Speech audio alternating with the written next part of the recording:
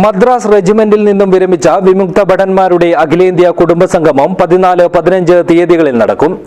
ബേക്കൽ ക്ലബ്ബിൽ നടക്കുന്ന പരിപാടി മേജർ ജനറൽ KP സിംഗ് ഉദ്ഘാടനം ചെയ്യും. This news sponsored by Forever for everyone.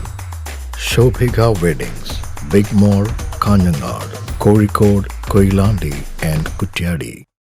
Madras റെജിമെന്റിൽ നിന്ന് വിരമിച്ച വിമുക്ത ഭടന്മാരുടെ അഖിലേന്ത്യാ കുടുംബസംഗമം 14-15 തീയതികളിൽ ബേക്കൽ ക്ലബ്ബിൽ നടക്കുമെന്ന് ഭാരവാഹികൾ മാധ്യമസമ്മേളനത്തിൽ അറിയിച്ചു.